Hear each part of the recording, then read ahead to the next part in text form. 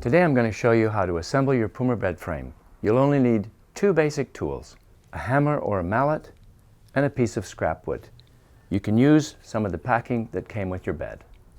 Your Pummer frame components will be wrapped in paper, bubble wrap, and shrink wrap. Use extreme caution whether you're using a razor knife or scissors to unpack them, that you don't mar the finish underneath.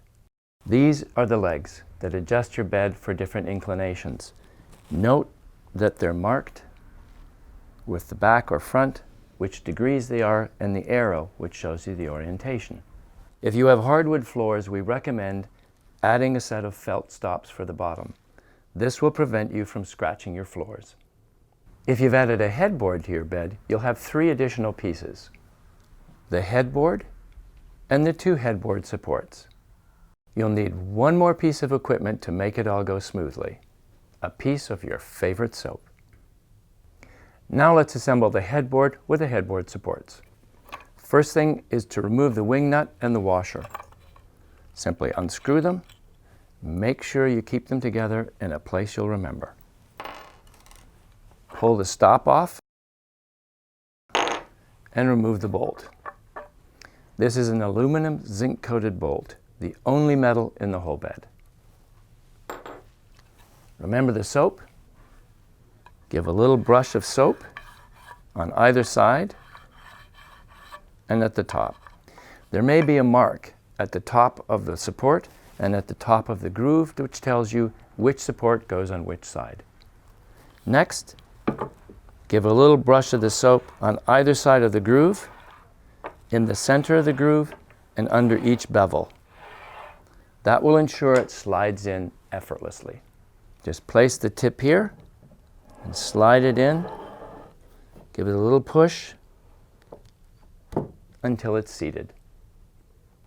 Just do the same thing on the other side and we're ready to go. Once the room is cleared and ready for the bed, we suggest laying out the components of the frame in the orientation they'll be set up: the headboard, footboard, two side rails, and the center beam. The headboard and footboard are labeled front and back, but they're all interchangeable. Each piece is unique with its own grain pattern and coloring. Choose your preference. Although you can assemble the bed yourself, it's good to have some help. So today, Klaus Pummer, the designer of the Pummer bed frame, is here. Take the side rails and orient them so the support and the claws are pointing down. Slide them into the groove on one end and then the other.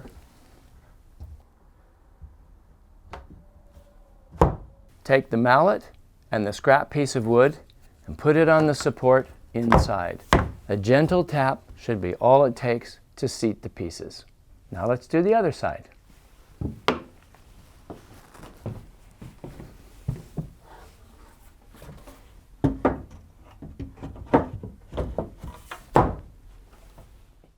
Now that we've got the side rails in place, let's put in the center beam. Simply orient it with a wide piece on the top, just like the letter T. Seat it in the back bracket. Don't worry that there's no center support here. This is plenty strong. Now that the frame's assembled, let's add the inclination risers. Two at the back, the tall ones, and the shorter ones in the front. Each of the legs is marked, front to back, the degrees of inclination, and an arrow. The arrows point towards the center. If you can't find the markings, note that on the big leg, the slope goes towards the back, and on the front piece, it leans forward. To insert the legs, it really helps to have someone on the other side.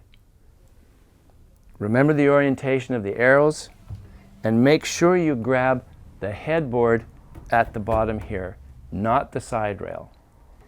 Lift the whole part up and insert the square tenon into the hole on the bottom of the leg. Ready?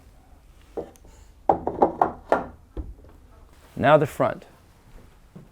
Remember, lift from the footboard and not the side rail.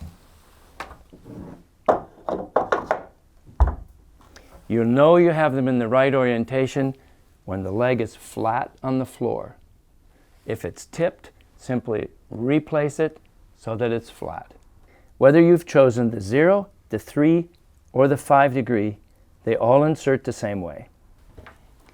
Now let's do the headboard. Make sure you lift it high enough to clear the back, center it, and put the saddles over the edge. Now the stops go in. Orient the tongue into the groove on the support. The bolt goes in through the back.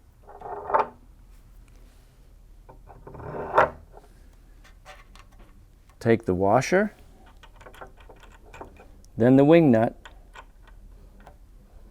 and just hand tighten it till it's snug. Slide the stop on, add the washer and the wing nut.